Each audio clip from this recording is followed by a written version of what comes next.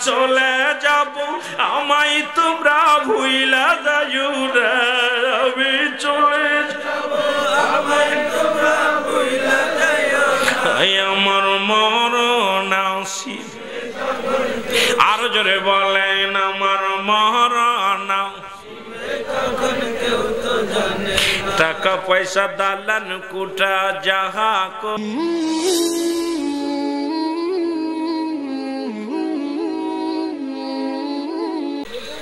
আমি খেয়াল করবেন মায়ার আল্লাহ রাব্বুল আলামিন ডাকতে বলে জিন জাতিকে ও জিন জাতি শোনো গোটা বিশ্বে গোটা পৃথিবীর মধ্যে তোমরা আমার ইবাদত বন্দেগী করো এটা আমি তৃপ্তি পাই না বেশি মজা পাই না এই মজা পাওয়ার জন্য তৃপ্তি পাওয়ার জন্য আমি আরেকটা জাতি দুনিয়ার মধ্যে পাঠাইতে চাই তোমরা তোমাদের মতামত কি জানতে চাই সুবহানাল্লাহ মতামত জানতে চাই জিন জাতি বলে আমার রব আমার আল্লাহ আমরা তো আপনার বন্দেগী করি আপনার ইবাদত করি সিজদা করি সদা সর্বদা আপনারে মানি আবার অন্য জাতির দরকার কি কথা বুঝেন নাই আবার অন্য জাতির দরকার কি আল্লাহ কই মন তো চাচ্ছে বুঝে নিয়েন মন তো চাচ্ছে যে আমি মানব জাতি ঠিক কিনা ওরে মানুষ বানাইল আল্লাহ প্রেমের কারণে প্রেমের ডরি বান্দরে মদিনার শহরে এ দুনিয়ার মুসলমান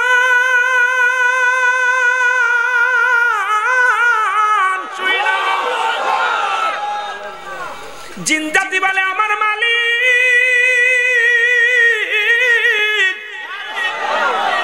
আপনি আমার রব সব কিছু জানেন তবে দুনিয়ার মধ্যে মানব জাতি আইলেন হাঙ্গামা করব মারামারি করব রক্তপাত ঘটাইব এদের দরকার কি আমরাই তো আপনার ইবাদত বন্দেগী করি আমার আল্লাহ কয় না ওই তো না লাম কখনোই না আমি কল্পনা জল্পনা করেছি কল্পনা জল্পনা করেছি পৃথিবীর মধ্যে আমার বন্দেগী করার জন্য আমাকে সেজদা করার জন্য আমাকে ভালোবাসার জন্য আমি একটা জাতি বানাইব সেই জাতির নাম হলো মানব জাতি জোরে বলেন মারহাবা কল্পনাও শেষ জল্পনাও শেষ বানানো শেষ তাও বানাইলেন কেমনে আল্লাহ জমিন বানাইল আল্লাহ কুন আর ফাকুন বলিয়া আসমান বানাইল আল্লাহ কুন আর ফাকুন বলিয়া যে ফেরেশতারা এত বাড়াবাড়ি করলো তাদের কু বানাইলেন কুন আর ফাকুন বলিয়া বাবারে ফেরেশতা বানাইলেন আল্লাহ কুন আর ফাকুন বলিয়া জমিনটা বানাইলেন আমার আল্লাহ কুন আর ফাকুন বলিয়া আসমান বানাইলেন আমার আল্লাহ কুন আর ফাকুন বলিয়া জমিনটা বানাইলেন আল্লাহ কুন আর ফাকুন বলিয়া আল্লাহ কয় ও দুনিয়ার মানুষ শোন সবকিছু হুকুম দে বানাইলাম আর আমি আল্লাহ তোরে বানাইলে আমার নিজ কুদরতে হাত দে জোরে বলা যাবে না সুবহানাল্লাহ সেই মানবে কেমনে নাফরমানি করব কেমনে বেঈমানি করো কেমনে মুনাফিকি করো তোমার এত সুন্দর আমার আল্লাহ বানাইলো এই দুনিয়ার মুসলমান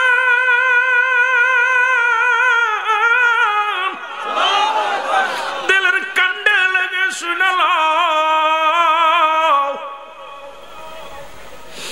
জাতি বানায় আমার আল্লাহ বলো জিন জাতিরে বললেন জিন জাতিরে তুমি আদমের দিকে রুজু হও আমরা আবার যদি বলি আদমরে সিজদা করো তাহলে কইব হুজুর আবার মানব সিজদা করতে কয় আদম বাড়ি আদমরে বানাইলেন দুনিয়ার মধ্যে আদমরে নিজ কুদরতি হাত দিয়ে আমার আল্লাহ বানাইলেন বানায় আদম জাতিরে সিজদা করতে বললেন কারে জিন জাতিরে বানাইতে বাদান্ডে কইলেন জিন জাতি কল্লা আমরা হইলাম আগুনের তৈরি আর আমাদেরকে এত সুন্দর বানাইলা এত সুন্দরভাবে আকৃতি বানাইলা আমি মাটি দিয়া বানাইলা আগুন পানি মাটি বাতাস এই জন্য কই বলছে চার রঙের মশলা দিয়া কে কইরাছে তোর গঠন চার রঙের আগুন পানি মাটি বাতাস এক যুগেতে করলো প্রকাশ বলেন আগুন পানি মাটি বাতাস এক যুগেতে করলো প্রকাশ ওরা দেখলি না তুই নয়ন কোন জায়গা তোর মহাজন চার রঙের মশলা তোমার কর্ণ দিল শুনিবারে জোরে বলেন ঠিক কি তোমার জিহ্বা দিল শুনিবারে তবু অন্ধ রইলি কি কারণ চার রঙের মশলা দিয়া বলেন চার রঙের মশলা আরো জোরে চার রঙের মশলা কে কইরাছেন তোর গঠন চার রঙের মশলা এ দুনিয়ার মুসলমান দিলের কান্ডা লাগা শোনেন বলে মাওলা তোমার বন্দেগী আমরা করি মানব জাতির সেজদা করবে এটা নাজায়েজ এক নাম্বার কিডা বলল কথাগণ ওই জিন জাতি ইবলিস জাতি কয় আল্লাহ এটা নাজায়েজ আল্লাহ কা আদমের দিকে রুজু হওয়া কয় প্রথম কোন বেদাত প্রথম কয় বেদাত প্রথম যখন আল্লাহ হুকুম দিলেন আদমের দিকে রুজু হও আল্লাহ বেদাত এটা তো আপনার ইবাদতের দিকে রুজু হয়ে ওরে সিজদা করি আদম সিজদা করবে এটা মানা যাবে না এ মুসলমান আপনারা তো সিজদা করি একমাত্র রব কারণ আপনি নিজেই বলেছেন ইয়াকা নাবুদু ওয়া ইয়াকা নাস্তাঈন একমাত্র পূজা করবা কার আল্লাহ জোরে বলেন কার এখন আপনার পূজা বাদ দিয়া যদি আদম জাতির পূজা করি এটা শিরক হয়ে যাবে এক নম্বরে প্রথম বললেন আদমের দিকে রুজু হও আদম রে সিজদা করো বললেন আল্লাহ ওটা তো বেদাত দ্বিতীয় হুকুম দিলেন তোমরা আদমের দিকে রুজু হও যা সিজদা করো আল্লাহ এটা বেদাত তৃতীয়বার যখন আমার আল্লাহ হুকুম দিলেন আমি হুকুম দিতে যে তোমরা সিজদা করো সঙ্গে সঙ্গে বলে আল্লাহ এটা হারাম এক নাম্বার বাজান রে এই বোলটা ছিল মাস্টার ইবলিসের নাজায়েজ বেদাত হারাম এই ইবলিসের সেলা যারা তারা কথায় কথায় নাজায়েজ আর বেদাত বলে তাহলে আজকে বাংলাদেশে যে উলামা ইকরাম বেশি বেশি নাজায়েজ আর বেদাত আর হারাম কয় এই তিনটা ভাষা মনে করবেন ইবলিসের কিছু সিলসিলা এই ইবলিসের কিছু সামসামি ঢুকসর ভিতর জোরে কোন ঠিক কি না ভালো করে বুঝেন এটা ইতিহাস বুঝে মানব সৃষ্টির একটা রহস্য বইটার নাম মানব সৃষ্টির রহস্য এই বইটার ভিতরে মানব সৃষ্টি জগৎ সৃষ্টি এই সৃষ্টির রহস্য নিয়ে যে বইটা লিখলেন মাওলানা সিদ্দিক রহমান সাহেব ভারতের দেওবন্দের কিতাব দেওবন্দ থেকে লিখছেন যিনি সিদ্দিক রহমান সাহেব উনি লেখার কিতাবটা আমি পড়ে আমি আশ্চর্য হয়ে গেছি নাজায়েজ এই বেদাত নাজায়েজ হারাম এই তিনটা ভাষা আসছে মাস্টার ইবলিস থেকে কেন আল্লাহরে লকাব দেয় শয়তানের লকাব এই জন্য হলো যুক্তিবাদী কি লকাব আবার আমাকে যুক্তিবাদীরে কইেন না আবার আমাদের দেশে অনেক যুক্তিবাদী আছে তো কবিরুল আমিন সাহেব আমাকে লকাব দিয়ে গেছে যুক্তি শয়তানের লকাব মানে আল্লাহরে লকাব দেয় মাস্টার ইবলিস আর বাংলাদেশে আমরা সুন্নি বেরা যেই নবী নবী বইলা ডাকি লকাব দেয় মাস্টার ইবলিসের ছেলেরা জোরে কোন ঠিক কিনা তাহলে বোঝা গেল আল্লাহরও লকাব দিছে ওরা কথা বুঝেন নাই কি দিছে আল্লাহরে দিছে কি দিছে মানে আল্লাহরে আল্লাহ কয় আল্লাহ বলতেছে রুজু হও কয় নাজায়েজ আল্লাহ কয় সিজদা করবে না আল্লাহ কয় নাজায়েজ আল্লাহ কয় কোন দিকে রুজু হও সিজদা কর হারাম এইজন্য দেখবেন ওই সিলসিলার মানুষ যারা আছে ওদের একটান আমাদের দেখলেই সুন্নিদের দেখলেই কয় নাজায়েজ বেদাত আর হারাম কথা বলেন ঠিক কি আরো জোরে বলেন ঠিক কিনা এই যে এই তিনটা ভাষা ওদের মুখে দেখবেন যখনই দেখা হবে বড় আলেম ছোট আলেম বলেন ওদের যত ছোট বলেন মাঝারি বলেন ওদের মুখেই তিনটা ভাষায় খালি আমাদের দেখতে তো পারবেই না আর দেখলেই বলবো যে নাজায়েজ ওই যে বেদাতি মৌলবী নাজায়েজ ভালোবাসি শুধু নবীকে ভালোবাসার কারণে আমরা হয়েছি বেদাতি যদি বলো তোমরা বেদাতি তাহলে আমরা বেদাতি তবু নবীকে চাই জোরে বলেন ঠিক কিনা এই জন্য আমি একটা গান গাইতাম অনেকেই লকব দেয় জান্নাতের আশা করি না জাহান্নাম কেউ ডরি না দয়াল নবী চাই যে তোমাকে বলেন দয়াল নবী চাই যে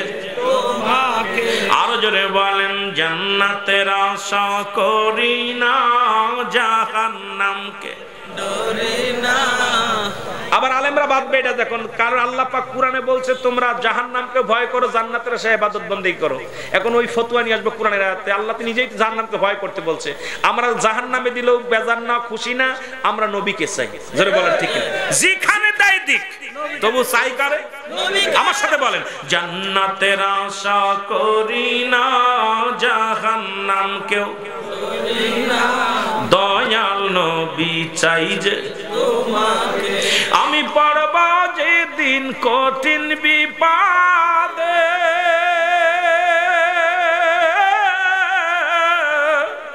আমার নবী বিনে বান্ধবকে আছে আমি পড়ব যেদিন কঠিন বিপদে আমার নবী বিনে বান্ধবকে দয়াল নবী মায়ার নবী দয়াল নবী মায়ার নবী ভুলিও না আমারে জান্নাতের আশা জোরে জান্নাতের আশা করি না জাহান্নাম কেউ দয়াল নবী পাই যদি ও মদিনাতে বাজলো বাঁশি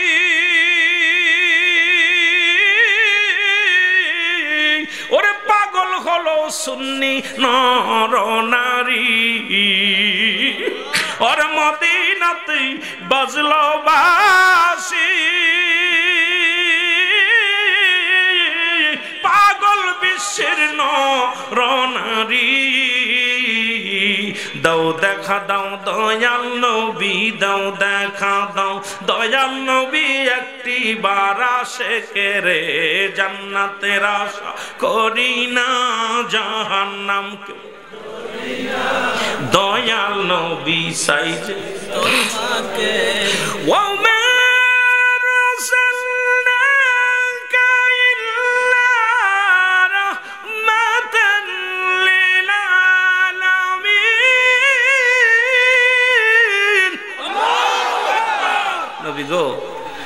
আপনাকে চাই আপনি রহমতের পেয়ালা আমাদেরকে ভুলে যেন না কিছু চাই না আপনাকে চাই যেটা বলেন ঠিক কিনা আমার ভাইরা আমার বন্ধুরা আমি আলোচনার মধ্যে থাকলে ওই আলোচনার মধ্যে মিলাদুন নবী নিয়ে আলোচনা করলে নূরের নবী নিয়ে আলোচনা করলে বেদাত নাজাইদের আলোচনা করলে সারা রাত কেটে যাবে আপনাদের ইলাস হবে দাদু ভাইরা আমাকে একটা বিষয় দিছি কবর আসরের বিষয় কবর মরণের বিষয় মরণের পেয়ালা পান করতে হবে সারা এই পৃথিবীর মধ্যে কেউ ছিলাম না থাকবো না জোরে কুল্লু নাফসিন যায়কাতুল মাউত এই আয়াত স্বীকার করার অস্বীকার করার মতো পৃথিবীর কোনো মানব নাই পৃথিবীর কোনো দানব নাই পৃথিবী থেকে চলে যেতে হবে এটা চিরন্তর সত্য মিথ্যা নয় জোরে কোন ঠিক কি আরো জোরে বলেন এই মরণের পেয়ালা পান করতে হবে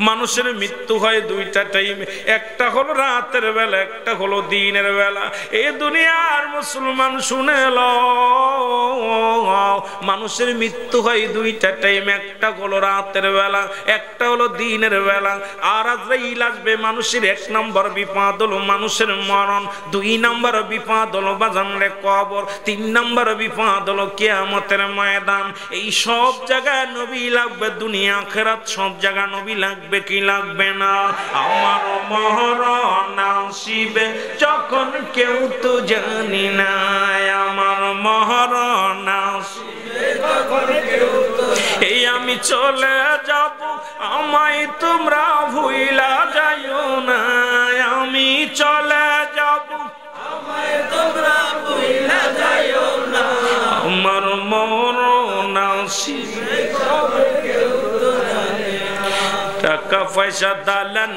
কোটা যাহা করেছি সব কিছু ফেলাইয়া আজি একাই চলেছি আমি যাবার বেলায় ভেবে দেখি আমার কেহ না আমি যাবার বেলায় ভেবে দেখি আমার কেহ না আমার মরণ আসিবে আরো জোরে বলেন আমার মরণ আসিবে যখন কেউ তো জানে না এই পৃথিবী চিরদিন থাকার জায়গা নয় অন্ধকার কবর যে তোমার আসল ঠিকানায় রে মানুষ অন্ধকার কবর যে তোমার আসল এই দুনিয়ার মুসলমান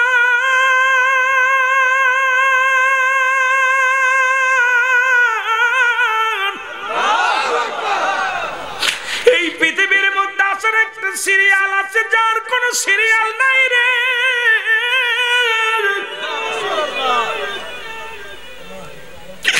দেখা যায় দাদা জিন্দা বাবা নাই,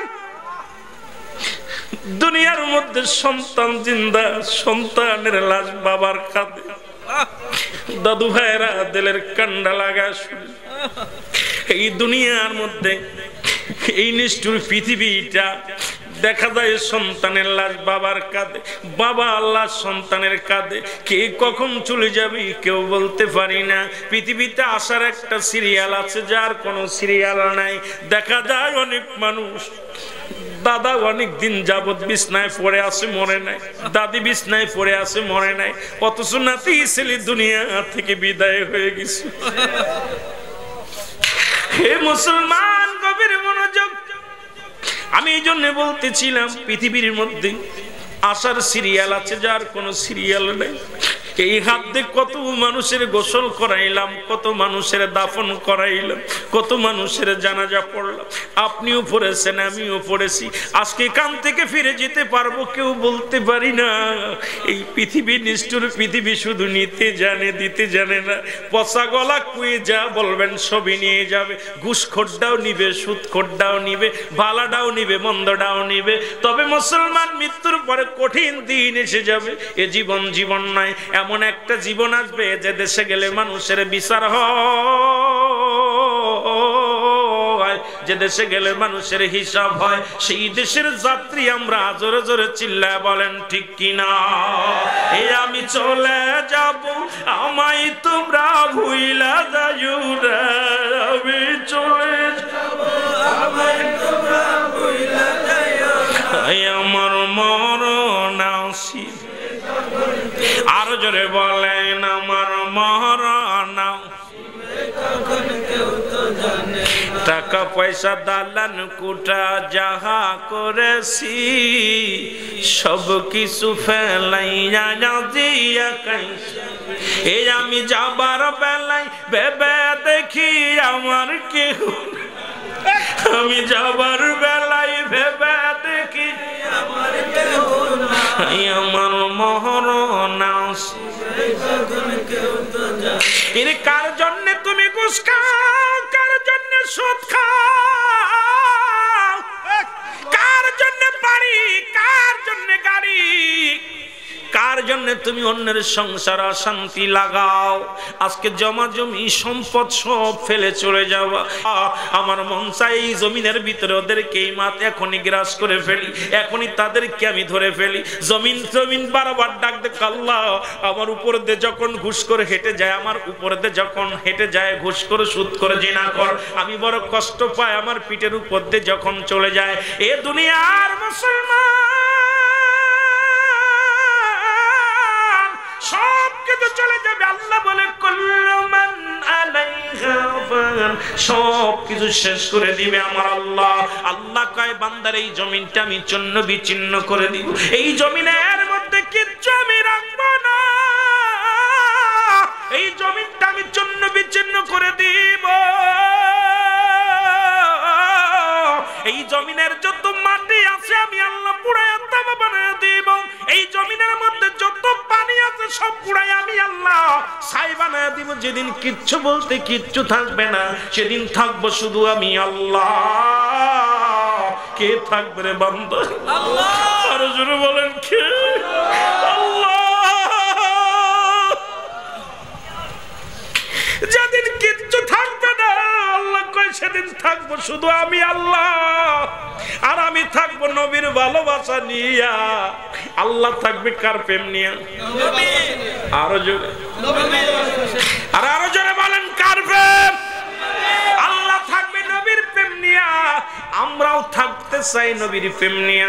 আজকে নবীরে ভালোবাসি, তোমরা আমাদের তালাক দাও, দুঃখ নাই। নবীকে ভালোবাসার কারণে বেদাতি বলো, দুঃখ নাই। নবীকে ভালোবাসার জন্য হারাম বলো, দুঃখ নাই। নবীকে ভালোবাসার জন্য নাজায়েজ বলো, দুঃখ নাই। কারণ আল্লাহ থাকবে নবীর প্রেম নিয়া, আমরা সুন্নিরাও থাকতে চাই নবীর ভালোবাসা নিয়ে। জোরে বলেন ঠিক কিনা?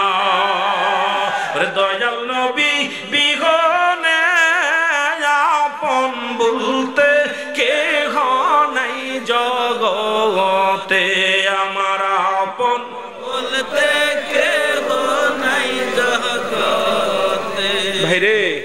আমি আগেই কুল্লু মান আলাইহা ফান, সব শেষ। শেষ যেদিন হয়ে যাবে থাকবে কে? আল্লাহ। আল্লাহ থাকবে কার প্রেম নিয়ে? নবীর প্রেম নিয়ে। আমরা থাকতেছি কার প্রেম নিয়ে? নবীর। এই জন্য অভাবী যারা এনে থাকবে না, সব চলে যাবে, কারণ নবীর প্রেমের ওয়াজ হইলেই চলে যাবে। আজান দিলে বেজার মাস্টার ইবলিস, নবী দুরূদ পড়লে বেজার হলো বর্তমান অভাবী। জোরে বলেন ঠিক কিনা? একটু মহব্বতে একবার আপনার আমার ভাবার দরকার, বোঝার দরকার। এই সময় যদি দয়াল নবী, মায়ের নবী আপনার আমার পাশে থাকে গো, ওই মরণ যন্ত্রণা দূর হয়ে যাবে। জোরে বলেন আল্লাহু আকবার। আর একটু জোরে জোরে চিল্লা বলা যাবে না আল্লাহু আকবার। এ দরদি ভাইরা শুইনাল, এই জন্য সহজ মৃত্যু যদি এত কঠিন হয়, এক নাম্বার বিপদ হলো মানুষের মরণ। এই মরণের পেয়ালা পান করতে হবে। দুই নাম্বার বিপদ হলো বাজানরে কবর। এই কবরে আপনাকে যেতেই হবে, কবরে আপনাকে আসতেই হবে, হয় দুদিন আগে দুদিন পরে। এই কবরে যখন আপনারা শুয়ে দিবে, ও মুসলমান, এর পরের জগৎটা হলো কিয়ামতের জগৎ। এই কবরে কোনো সকাল বিকাল নাই। কবর বলতে বোঝায় মানুষের মৃত্যুর পর থেকে শুরু করে কিয়ামত পর্যন্ত জগৎটাকে বলা হয় কবরের জগৎ। ও মুসলমান শুনে নাও, এই অনেক কি বলে কবরে আযাব হবে, কবর আযাব হইব। কবর বাবা দুনিয়া থেকে যখন বিদায় নিয়ে যাবেন, এই দুনিয়া থেকে যখন আপনি বিদায় হয়ে যাবেন, শেষ বিদায় হয়ে যাবেন, আপনার হিসাব শুরু হয়ে যাবে, আপনার বিচার শুরু হয়ে যাবে। আর আজরাইল যখন নিয়ে যাবে, কত টাকাওয়ালা কত বাড়িওয়ালা। এই জন্য শিক্ষা দিছি বাদশাহ সেকেন্দার। বাদশাহ সেকেন্দার যখন মারতার প্রজাদেরকে ডাকতে বলে, আমার প্রজারা রে তোমরা শুনে নাও। প্রজাদেরকে বলে, আমার উজির নাজির যারা শোনো গো, আমি তোমাদের একটা ঘোষণা দিয়ে যায়, একটা কথা শোনা যায়। আমি যেদিন মারা যাব, মারা যাওয়ার পর এই কাপনের কাপড় আমার গায়ে যখন পড়াবে, আমার দুটি হাত এই কাপনের বাইরে রেখে দিবা। উজির বলে, হুজুরিটা কিসের জন্য রাখা হবে? বাজান রে, প্রজারা বলে, হুজুর কিসের জন্য রাখা হবে? বিবি বলে, স্বামী রে, আপনি ইন্তেকালের পরে আপনার হাত দুটি কেন কাপনের বাইরে রাখা হবে? এবার বিবিরে ডাকতে বলে, উজিরে ডাকতে বলে, উজির শোনো, বিবিও শোনো, আমি এত বড় বাদশা সেকেন্দার, আমি তোমাদেরকে আমি বুঝায় দিয়ে যাই, আমার স্বর্ণের অভাব নাই, বাড়ির অভাব নাই, গাড়ির অভাব নাই, নারীর অভাব নাই। এত সম্পদ, এত পাহাড় সমতুল্য সম্পদ ছিল গো। এরপরে আমি আসছি খালি হাতে, বিদায় নিলাম খালি হাতে। আমার প্রজারা যেন আমাকে দেখে শিখতে পারে, আমার প্রজারা যেন এটা দেখে শিক্ষা নিতে পারে যে আমি এত বড় বাদশা হইয়াও খালি হাতে বিদায় নিলাম। কেউ যেন দুনিয়ার পিছে না ঘুরে, দুনিয়ার পিছে না ঘুরে, যেন সকল যেন আল্লাহ আল্লাহ রাসূলের প্রেমে পড়ে যায় গো। এই জন্য বাদশা সেকেন্দার তার কাপনের বাইরে হাত দুখানা বাইর করে রাখতে বলেছিল। এ দুনিয়ার মুসলমান বাদশা, দুনিয়ার মধ্যে কত উজির, কত টাকা হলো, কত এমপি, কত মন্ত্রী দুনিয়া থেকে বিদায় হয়ে গেছে, কিচ্ছু নিতে পারে নাই। আজকে যাদের জন্য আপনি সম্পদ করেন, সব পড়ে থাকবে, ছেলে মেয়ে এই সম্পদ দিয়া গাঁজাগুলি খাবে, আপনি কবরে শুয়ে জাহান্নামের ভাগীদার হয়ে যাবেন। এই জন্য দুনিয়ার প্রেম ছেড়ে দিয়া আল্লাহ আল্লাহ রাসূলের প্রেমের মালা গলায় পড়েন। জোরে বলেন ঠিক কিনা? একটু মহব্বতের সঙ্গে দুরূদ শরীফ পড়েন। আল্লাহুম্মা সাল্লি আলা সাইয়্যিদিনা মাওলানা মুহাম্মদ ওয়া আলা আলি সাইয়্যিদিনা মাওলানা মুহাম্মদ। আল্লাহুম্মা সাল্লি আলা সাইয়্যিদিনা মাওলানা। এই হঠাৎ যদি যাই মরিয়া, পাড়া পড়শে বীর করিয়া, দেখিতে আসিবে সবে আমার মরা লাশ। মানব জীবনের অমূল্য সম্পদের নাম হচ্ছে রূহ। এটা বাইর হওয়ার সঙ্গে সঙ্গে আপনি লাশ। কি হবে? লাশ। ব্যক্তির জীবনের অমূল্য সম্পদের নাম হলো ঈমান। মানব জীবনের অমূল্য সম্পদের নাম ঈমান, আর ব্যক্তির জীবনের অমূল্য সম্পদের নাম রূহ। রূহবিহীন যেমন বডির মূল্য নাই, ঈমানবিহীন কোন আমলের মূল্য নাই, দাম নাই। ঈমানটা হলো নবী মুহাম্মদুর রাসূলুল্লাহ সাল্লাল্লাহু আলাইহি ওয়াসাল্লাম। জোরে বলেন ঠিক কিনা? এই জন্য আমার কলিজার টুকরা সন্তান মাত্র 7 বছর বয়স, তো প্রায় দেখি গোরস্থানে তো পাশেই গোরস্থান, নিজেদের পারিবারিক গোরস্থান, একা একা গোরস্থানের পাশে দাঁড়ায় থাকে। এর মাঝে গেছি, আমার এই ইতিহাসটা আমার বারবার মনে পড়ে। আমি এবং মেহেদি হাসান, আমার এক চাচি মারা গেল, চাচা মারা গেল, যাই দেখি একা একা খুঁজে বেড়াচ্ছে, ছেলের পাই না, দেখি একা একা দাঁড়ায়, কবর খুঁচার ওখানে দাঁড়ায় রয়েছে। তা আমারে বলতেছে, বাবু এই যে গজলটা মুখস্থ করছে কইরা, এখন এই গজলটা দেখে কবর পাশে বসে বসে কইতেছে। আমি কই, বাবা তুমি এখানে কেন? সাইকেল ঠেকাইতে কবরের উকি মেরে দেখতে বসে বসে একা একা একা গোরস্থানে। আশ্চর্য হয়ে গেছি। তা আমার ছেলে বলতেছে, আব্বু মানুষকে মারা গেলে এইভাবে রেখে দেয় ভিতরে, এখানে তো বাতিও নাই, মানুষ থাকবে কেমনে, ফ্যান তো নাই, ফ্যান নাই, কিছু নাই, এই অন্ধকারের ভিতরে ফিরে দেবে? আমাকে হ্যাঁ বাবা। তা উনি ওই প্রায় সময় মুসলমান, এই জন্য বলতেছিলাম 2 নম্বর বিভাগ, 1 নম্বর বিপদ মরণ, 2 নম্বর বিপদ হলো কবর, 3 নম্বর বিপদ হলো কিয়ামতের ময়দান। যেদিন ওই কাঠগড়ায় দাঁড়াবি রে মুসলমান, কিয়ামতের ময়দানটা হবে আরো কঠিন, ঠিক কিনা? কথা কিয়ামতের ময়দান, সেদিন কেউ কারো চিনব না, দৌড়াইবে, শুধু দৌড়াইবে।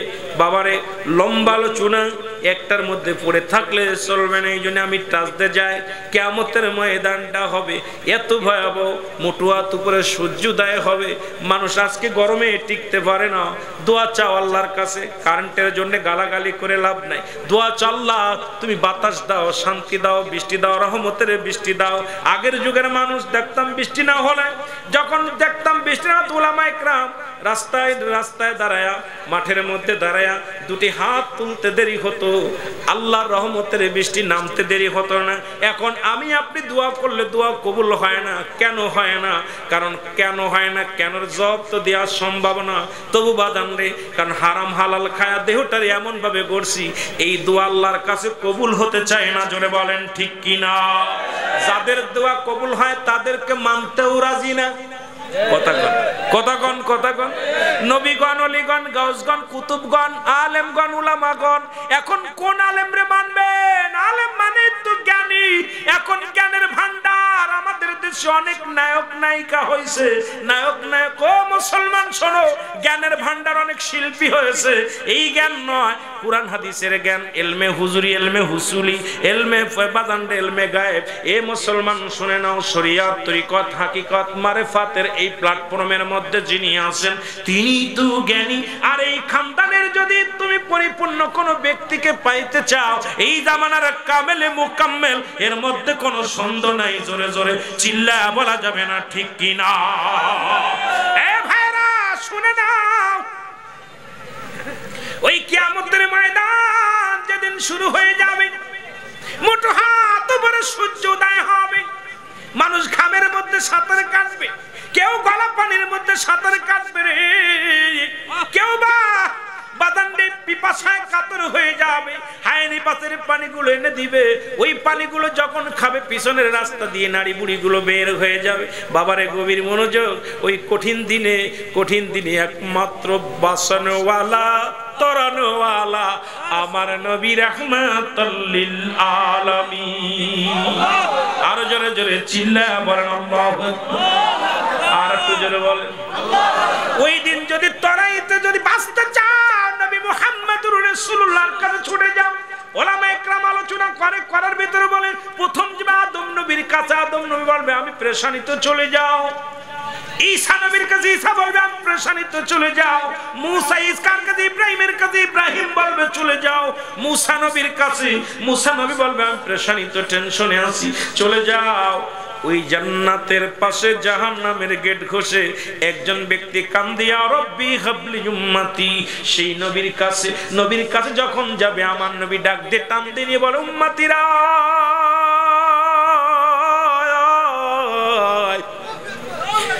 আমি নবী উম্মতের কান্ডারি,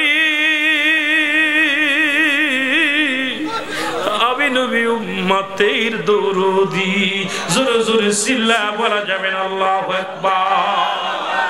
মান হাযা রাসূলু, আমি কি তোমাদের সেই নবী? নবীজিকে যারা চিনবে সবাই বলে হ্যাঁ আপনি আমাদের নবী। সুবহানাল্লাহ বলেন। নবীকে যে কম চিনে ফেলবে, যে উম্মতিরা চিনবে না। অথচ আমার বড় কষ্ট হয়, কখন কষ্ট হয়, সারা জীবন নবীর সঙ্গে দুশমনি করে, সারা জীবন নবীর বিরোধিতা করে, মিলাদের বিরোধিতা করে, কিয়ামের বিরোধিতা করে, নূরের নবীর বিরোধিতা করে, হাজির নাজিরের বিরোধিতা করে, আর কবরে শোয়া দিয়া কয় বিসমিল্লাহি ওয়ালা মিল্লাতি কয় নাকি? সত্যি? এটা কারা কয়? কথা কন।